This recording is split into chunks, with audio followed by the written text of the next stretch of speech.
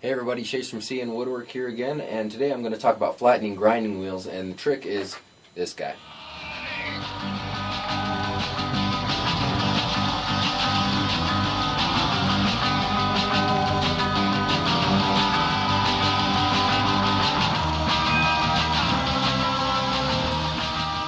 Okay, so I just bought this bench grinder at a local pawn shop for about 25 bucks, which is a pretty good deal.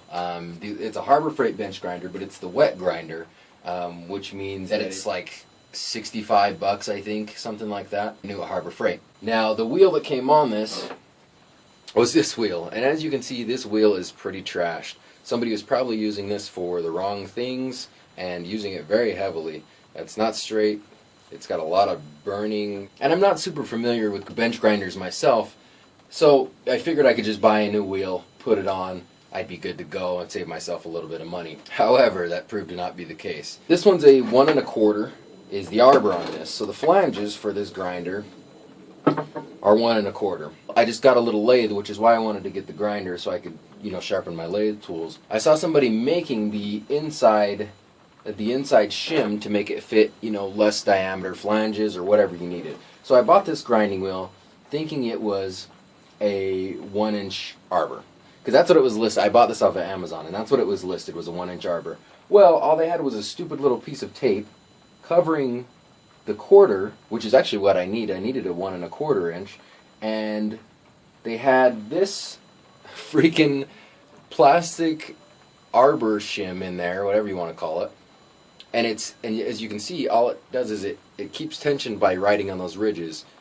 And there's got to be, depending on how they tap this in, I can see some of them are worn all the way down. Like this one's like almost gone. And this side is still, 30-second high. So my first thought is, what the hell is this thing? Yeah, it brings it down to 1 inch, but it's not going to be centered and whatever. Okay. So anyways, so I grab a scrap piece of wood and I pop this out so I don't have to deal with this. And I'm like, all right, well, the thing says 1 1/4 should be 1 1/4. Well, my flanges didn't quite fit, so I just took a Dremel with a stone on it and just ground out the end, which seems like a silly thing, but they were only not fitting by maybe a 30-second, but I'd guess a little less than that. So it's not a big deal to bring them down. And little did I know I was going to have to flatten the wheel anyway. Well, I bought this as a precaution right after I bought the grinder, before I got all this set up. And what this is a flattening tool. So it's got diamond on here, and it's basically just epoxied on, and the diamond will actually take down the stone so it's flat. So when I put this on here, this thing wobbled and would wobble my entire bench and vibrate this off the bench. It was so out of round. And that wasn't my doing. It would have done it even if I would have kept this shim in that came from the factory. So I'm pretty unimpressed with the craftsmanship. Granted, it was super cheap. I will give you that. I am cheapskate. So I found the best deal I could find on what I needed. So this thing was vibrating like crazy, and all I did was take this guy, and I was really intimidated at first, like how the hell am I going to get this thing flat so it works for me, and I don't want to deal with all of it, and then if I flatten it down and mess it up or crack the wheel or something, then I'm not going to be able to send the wheel back, and I'm going to be stuck, and I have to do the same process over. Anyways, so as you can tell, there's a lot going through my head as far as questions with this, and I'm kind of just winging it. I looked up a couple things on YouTube. I got one of these, and all I did, now make sure you have, if you're going to do this, make sure you have proper safety equipment, of course. You're going to want a respirator or a dust mask, and you're also going to want some safety glasses, because there's a lot of dust, as you can see. This is all dust that comes off of this wheel, because you are going to take down a little bit of the wheel when you're flattening it out. So I'd start this thing up, and it would be vibrating all over. All I did was just hold this down here, and at first I just kind of pressed it on there. And I couldn't quite keep it level, so it would bounce back and forth, and I think it was not quite doing its job. I think it was taking the low and the high and maybe just keeping it about the same and shaving some off.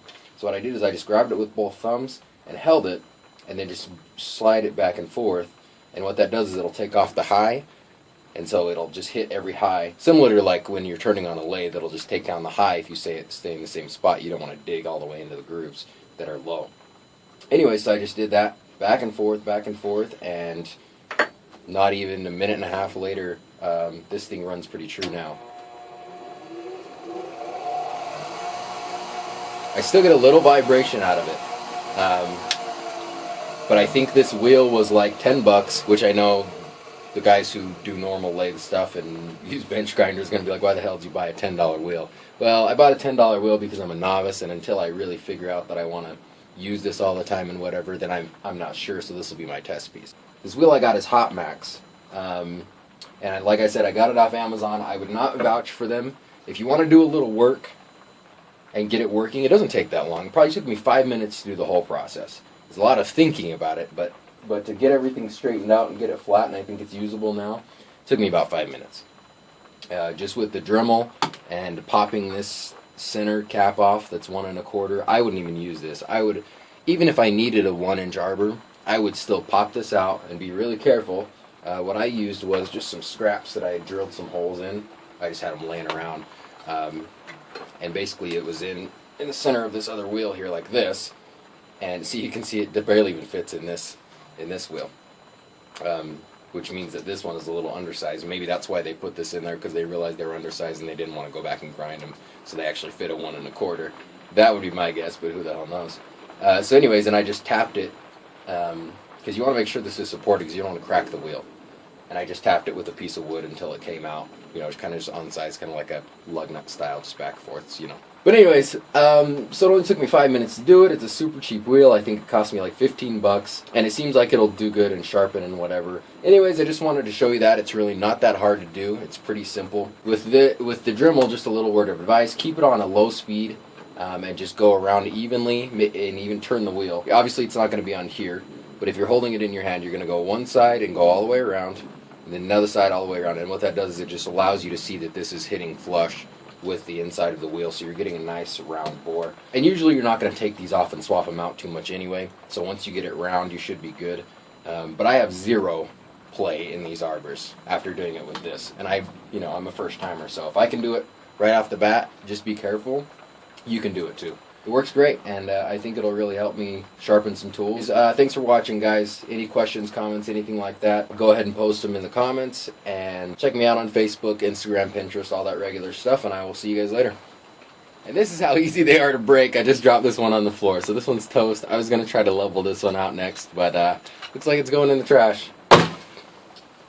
But anyways, shit.